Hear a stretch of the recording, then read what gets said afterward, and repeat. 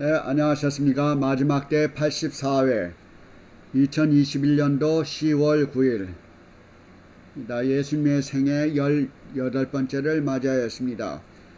지난번에 이어서 계속 마태복음 8, 9장을 말씀드리게 되는데요. 그 전에 개략적으로 다시 한번 말씀을 드린다면은 예수님의 생애는 참 여러 가지 사건들이 있습니다. 지난번에 배웠던 마태복음 5장, 6장, 7장을 산상보훈, 산상설교라고도 하는 말씀으로 예수님께서는 우리 인류들에게 교사로서 또한 설교로서 권위 있는 모습을 말씀으로 보여주셨고 8장, 9장에는 를 통해서 진정한 권위를 증명하는 10가지의 이적들을 행동으로 보여주고 있습니다. 그래서 오늘은 9장, 10장에 나오는 그 이적들을 살펴보겠습니다. 지난번에 배운 것은 우리가 8장에 나오는 그 로마 장교의 백부장의 얘기를 가지고 우리가 교훈을 삼아서 백부장의 믿음을 살펴보았습니다. 백부장의 믿음은 이방인이고 말씀으로만 하옵소서 그러면 찬송가 하나 있어. 말하고 찬송가 하나. 말씀으로만 하옵소서 그러면 내 하인이 낫게 쌈나이다 하고 하는 이 하인에 대한 그 중풍병을 낫게 한 그 백부장의 믿음을 통해서 낫게 한 것을 우리가 살펴보았죠. 그리고 오늘은 이제 거라사의 그 귀신 들린 사람과 또한 헬루병에 걸린 여인과 해당장 야이로의 딸을 살린 그런 것에 대해서 9장의 8, 9장의 내용을 가지고 말씀을 드리려고 합니다. 말씀이 들어가기 전에 찬송을 하나 듣고 시작을 하겠습니다.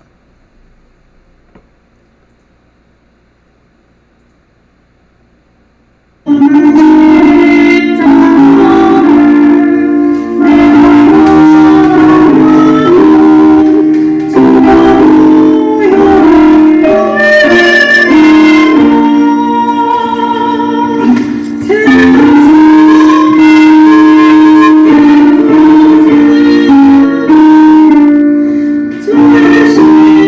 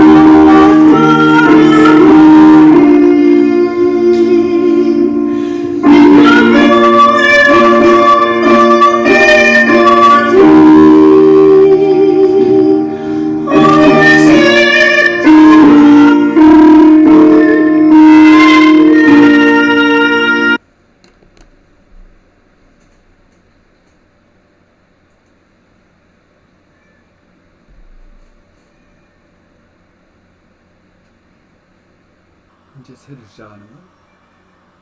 아까 끝나고 새로 시작해? 이제 설교 시작하라.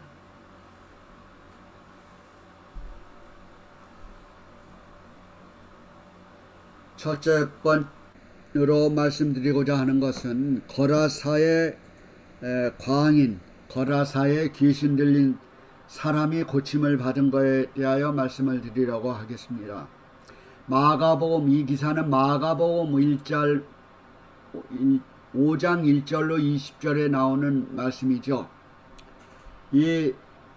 이것은 물론 마태복음에도 나오지만 마태복음에는 좀 간단하게 말씀을 제시하고 있습니다. 이 거라사라고 하는 지방은 갈릴리 맞은편에 있는 갈릴리 바다의 동쪽에 으로 8km 지점에 있는 오늘날의 켈사라고 하는 동네입니다. 이 마태는 이 가다라라고 불렀고 마가는 거라사라고 불렀습니다. 사실은 이것은 로마인들에 의해 세워진 그 장소인데요. 그곳에 10개의 도시가 위치하고 있는데 데가볼리에 위치하고 있었기에 유대인과 이방인이 같이 함께 살았던 그 지역이기도 합니다. 여기에 마가복음의 5장 3절로 이후로 나오는 걸 보면은 귀신들이 무덤 가운데서 살다가 무덤과 함께 옆에 살다가 거기에 거처를 두고 거기에서 나와서 예수님이 나오시는 장면을 보고 나와서 예수님께 대화하는 장면과 그의 생활들을 얘기하는 것을 들을 수가 있습니다. 이 귀신들은 아주 폭력이 심하고 난폭하고 하여서 많은 사람들이 그 귀신을 쇠사슬로 묶으려고 하고 고랑을 채워서 해도 그것을 깨뜨리고 부서뜨리고 해서 그 제어할 수 없는 그런 힘이 귀신들에게 있어서 그것을 어떻게 통제할 수가 없었어요. 그런데 이 귀신들이 큰 소리를 지르면서 지극히 높으신 하나님의 아들 예수여, 나와 당신과 무슨 상관이 있나이까? 나를 괴롭게 마옵소서. 이렇게 말하면서 예수님한테 가까이 나왔던 것입니다. 그랬을 때 예수님께서 내 이름이 무엇냐라고 하니까 나는 군대다. 우리는 수가 많음이다. 해서 우리는 군대다.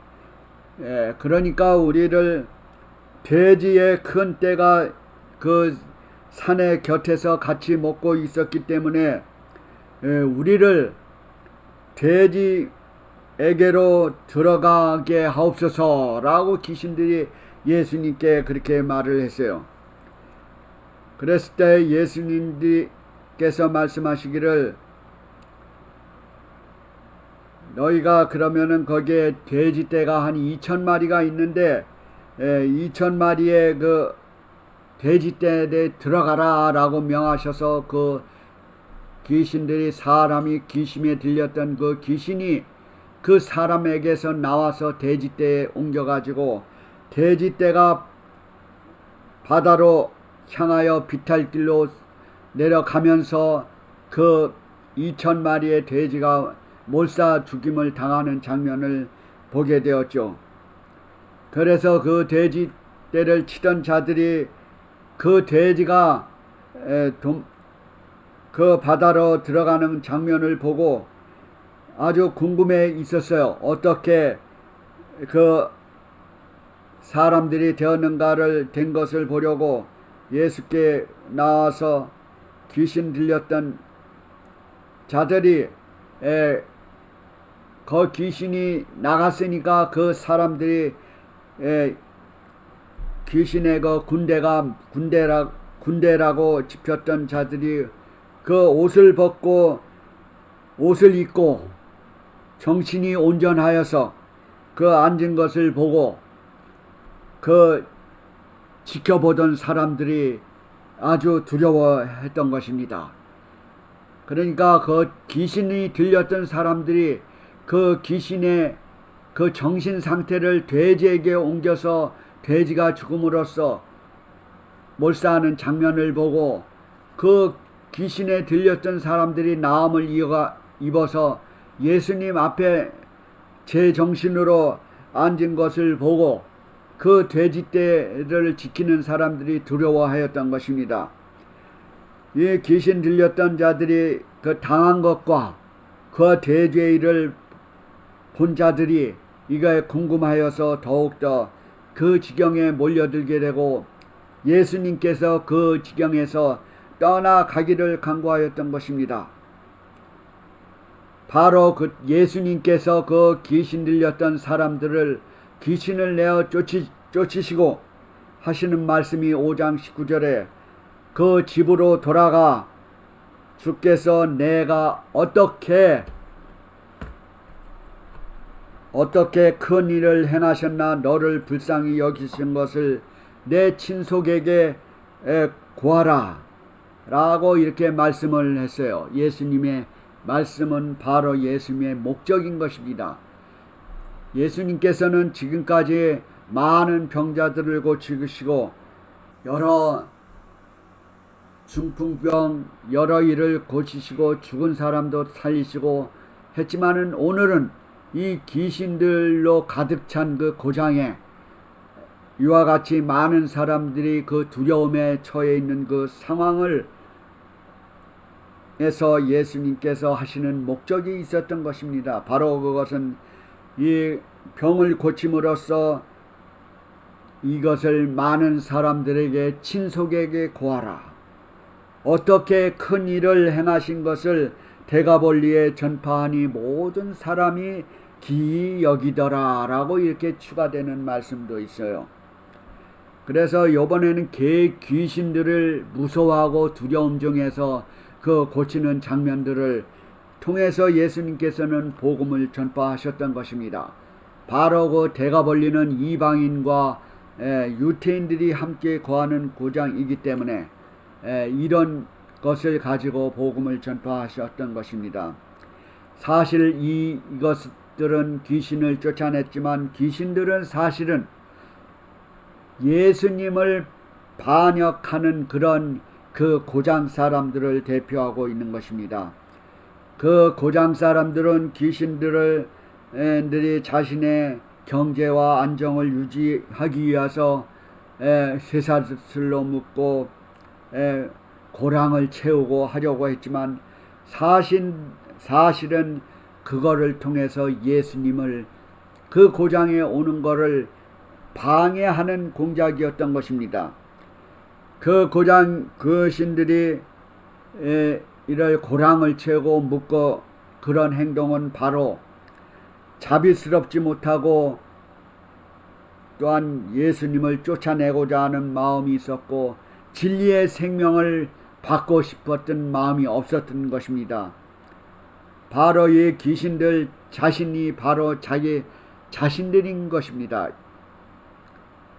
그래서 이런 걸 통해서 예수님께서는 그 고장에 더욱더 하나님의 큰 뜻을 행하사 불쌍히 여기신 것은 내 친속에게 가서 전하라.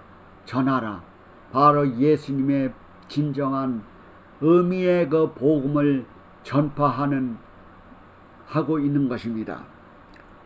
두 번째는 이 혈루병 앓는 그 여인에 대해서 말씀을 드리겠습니다. 혈루병을 12년 동안 앓았던 그 여인은 바로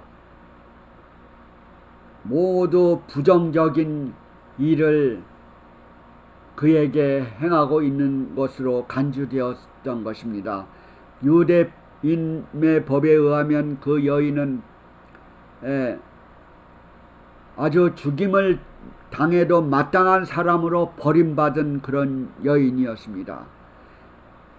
바로 혈루병이라고 하는 것은 오늘날의 그 자궁의 내막염이나 자궁암이나 또한 그 피를 마르게 하는 그런 병이라고 합니다. 이것은 마태복음에 보면은 이나 마가복음 5장 25절에 보면은 사실은 이거는 갑자기 예언에 없었던 예기치 못했던 그런 혈루병 환자를 고치신 것입니다. 사실은 이 마태복음이나 마가복음에 보면은 맨 처음에 야이로의 딸, 회장당 야이로의 딸을 고치기 위해서 가려고 하는 그런 군중 사이에 지나가고 있는 장면에 이 야이로의 딸을 구하기 위해서 가는 도중에 사실은 혈루병 여인을 고쳤던 것입니다. 마가복음 5장 27절에 보면은 그 혈루병 앓는 그 여인은 예수의 소문을 듣고 무리 가운데 섞여 바로 예수님 뒤로 와서 그의 옷에 손을 댄 일로 옷을 손을 대니 그 자기가 예수님의 옷에 손을 대었어요. 그래서 그 소문에 의하면 예수님의 옷을 만지기만 해도 낫는다 라고 하는 말씀을 듣고 그의 옷에만 손을 대어도 구원을 얻으리라 라고 하는 말을 실현시켰던 것입니다. 예수님께서 그 능력이 그 여인의 옷을 만짐으로써 능력이 나간 것을 아시고 그 능력이 자기의 나간 것을 알고 누가 내 옷에 손을 대었느냐라고 물었을 때 그 여인은 두려워서 그의 앞에 와서 엎드려서 모든 사실을 고함으로써 그 사실을 예수님은 이미 알고 있었지만 실제적으로 얼굴 모습을 보고 했을 때 예수님께서 하시는 말씀이 5장 34절에 보면은 딸아 내 믿음이 너를 구원하였으니 편안히 가라. 내 병에서 놓여 건강할지어다. 이렇게 그 여인에게 말을 하였던 것입니다. 바로 이 여인이 이 말을 듣고 더욱 편안함을 느끼게 되었던 것입니다. 바로 여기에 그 딸의 믿음이 너를 구원하였다 그랬어요. 우리가 어제 지난주에 들었던 그 백부장의 믿음도 보면은 내 믿음대로 될지어다 라고 믿음에 비례해서 그 병이 나았죠. 역시 오늘도 믿음이 너를 구원하였으니 편안히 가라. 이 혈루병 여인이 가졌던 그 믿음, 또한 이전에 귀신들이 가졌던 그 믿음, 또 바로 믿음으로 인하여 그 예수를 그렇게 큰 소리를 지르면서 높으신 하나님의 아들이라는 것을 귀신도 알았기 때문에 예수를 믿은 것이죠. 그래서 이 귀신 들린 사람이나 지금 혈루병 여인도 그 믿음에 의해서 고통을 이겨낼 수 있었던 것입니다. 바로 능력의 체험을 하였고 이 여인도 체험의 고백을 하게 되었고 그러므로써 그 결과가 내 믿음이 너를 구원하였다. 평안히 가라 라고 하는 이 엄청난 12년 동안 고생을 하였다가 예수님의 옷자락을 만짐으로써 예수님을 소식을 들음으로써 예수님께 나와서 병을 완치되었던 장면입니다.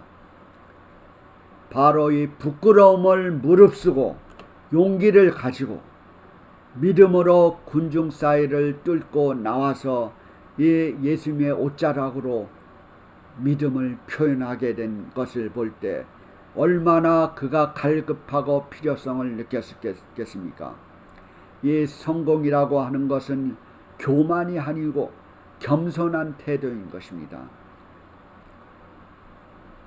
에레미야서 보면은 너희가 전심으로 나를 찾고 찾으면 나를 만나리라 라고 하는 말씀이 있어요.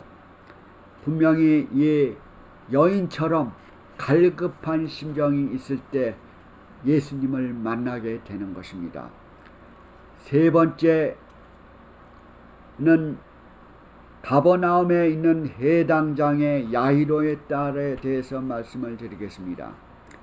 여기에는 그 해당장 하면은 그 신약 시대에는 그 해당의 책임 그 장로라고 말을 할 수가 있어요. 그 신약 성경에 언급의 한 해당장이라고 하는 그 세 해당장을 들 수가 있는데, 마가복음에 나오는 야이로를 얘기할 수가 있고, 그 다음에 사도행전에 보면은 그리스도라고 하는 해당장이 또 있고, 누가복음에 보면은 이름이 없는 무명시 해당장이 있습니다. 이 해당장은 그 당시에 높은 종교 지도자 중에 하나였던 것입니다. 그럼에도 불구하고 예수님께서 그 동네에 오신다는 소문을 듣고 해당장 하나인 야이로가 하는 사람이 와서 예수님한테 와서 내 딸이 죽게 되었사오니 오셔서 그의 손을 얹으사 그로 구원을 얻어 살게 하소서라고 이렇게 예수님한테 부탁을 하였던 것입니다. 그 딸이 해당장이 그 집에 들어왔을 때 딸이 이미 죽었나이다. 어찌하여 이 선생님을 괴롭게 하느냐라고 그 제자들이나 그 주위 사람들이 선생님을 보호하는 의미로 그렇게 말을 하였음에도 불구하고 예수님께서는 개의치 않으시고 두려워 말고 믿기만 하라 라고 그 해당장에게 말을 했어요. 그랬을 때 해당장이 집에 함께 왔을 때 사람들이 떠들고 사람들이 통곡하고 울면서 그런 행동을 보였을 때 그 주위 사람들은 이 사람이 이미 죽었는데 저를 다 내어 보내신 후에 그 아이를 집에 아이가 있는 곳에 예수님은 함께 들어가셨던 것입니다. 어떻게 그 주위 사람들이 예수님이 살리실까라고 하는 비웃었던 것입니다. 이미 죽었는데, 그러나 예수님께서는 그 해당장과 예수님께서 함께 그 방에 들어가셔서 예수님은 그 아이의 손을 잡고 달리다꿈 하시니, 달리다꿈이라고 하는 이런 아람어적인 표현을 했어요. 달리다꿈은 바로 소녀야 일어나라 라고 하는 뜻입니다. 예수님께서 이 마가복음에 보면은 이 아람어 표현이 한 7가지가 나옵니다.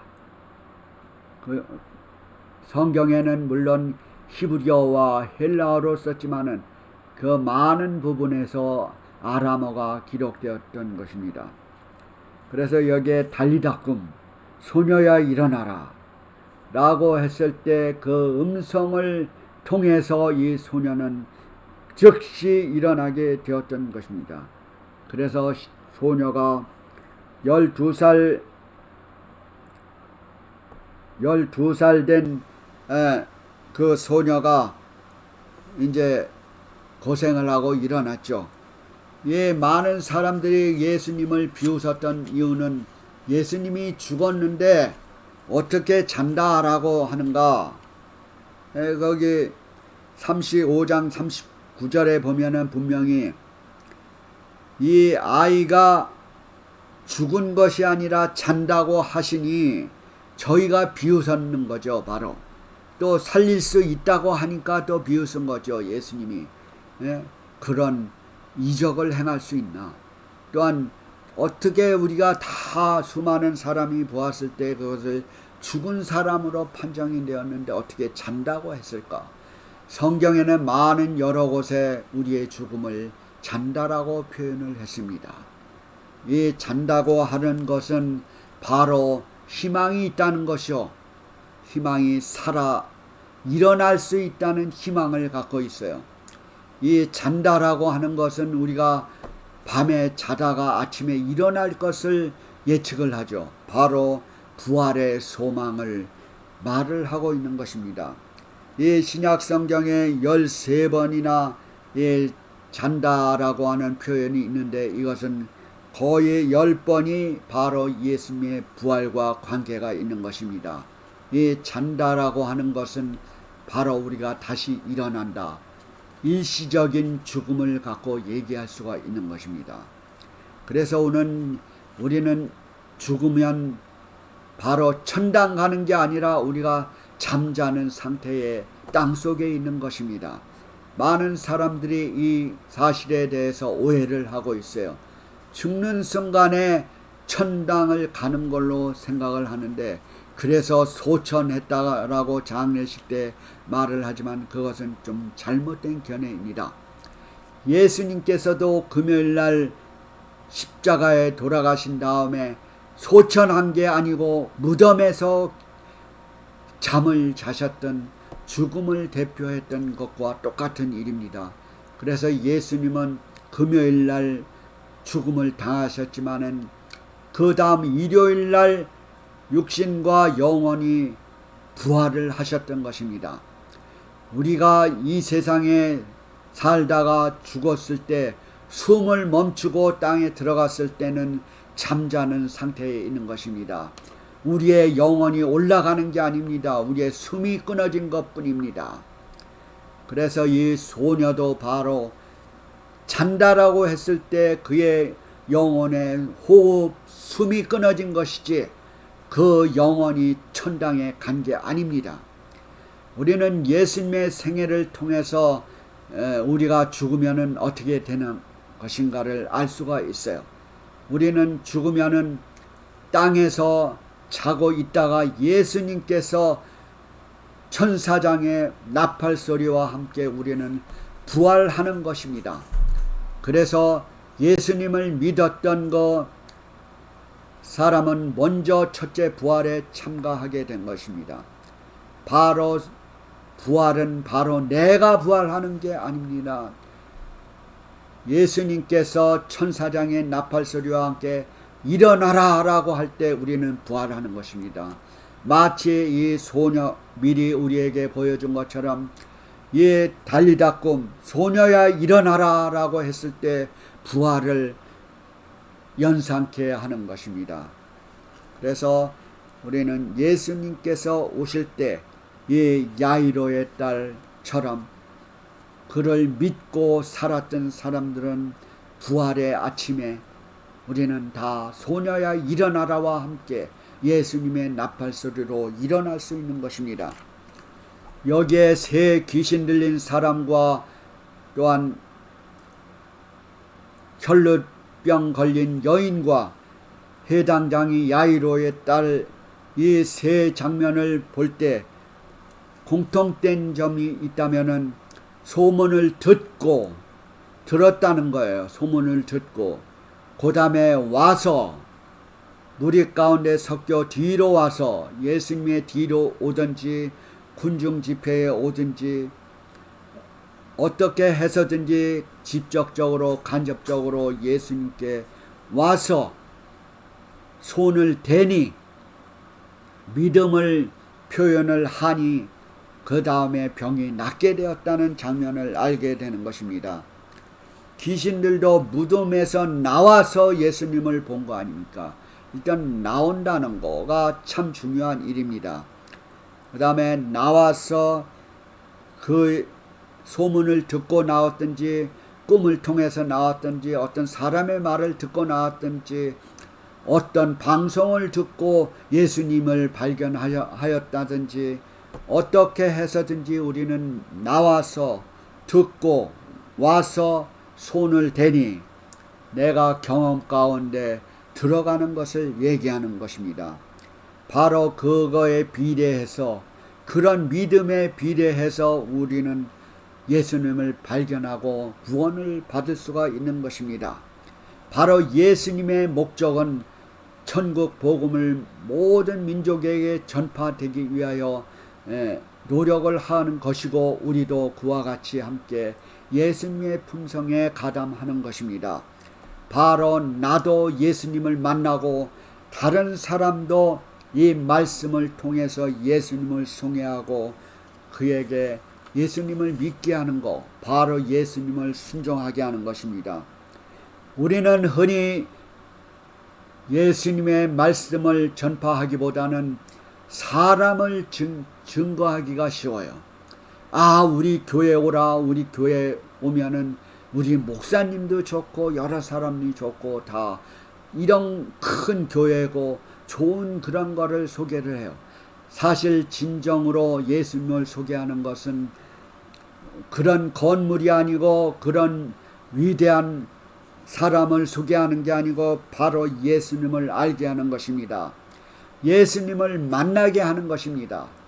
많은 군중 사이로 인하여 그 여인이 오지 못한 장면은 많은 사람들로 인해서 방해를 받았어요.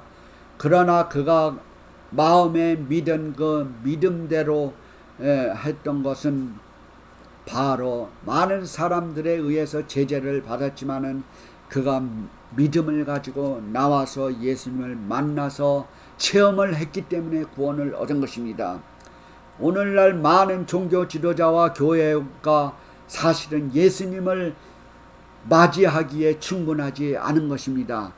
교회가 타락되어서 개독교라고 하는 그런 종교 집단으로 변하고 있는 이 마지막 때에 우리는 간접적으로나 직접적으로 예수님을 알았을 때는 우리가 성경 말씀에 기준하여서 그의 말씀을 순종하는 것입니다. 우리가 사람을 순종하는 게 아니고 예수님의 말씀 가운데 거하는 것입니다. 우리의 삶과 우리의 행동이 그 말씀에 준하여야 되는 것입니다. 우리의 표준은 바로 이 성서인 것입니다. 예수님께서 생애를 통해서 우리는 모든 것을 배울 수가 있는 것입니다. 어떻게 예수님께서 인간을 사랑하셨나, 어떻게 예수님께서 하늘의 헌법을 잘 순종을 하셨나를 예수님의 생애를 통해서 우리는 직접 배울 수가 있는 것입니다. 예수님께서 불쌍한 사람을 긍휼히 여기시고 또한 내 부모를 공경하라, 살인하지 말라, 간음하지 말라, 그 외에 탐내지 말라 라고 하는 구체적인 장면들을 예수님의 생애를 통해서 잘 가르쳐 주었어요. 그 중에 또 넷째 계명, 예수님께서 안식일에 내가 주인이다, 인자는 안식일의 주인이다 라고 했기 때문에 안식일이 성일인 것도 예수님의 생애를 통해서 배우게 되는 것입니다.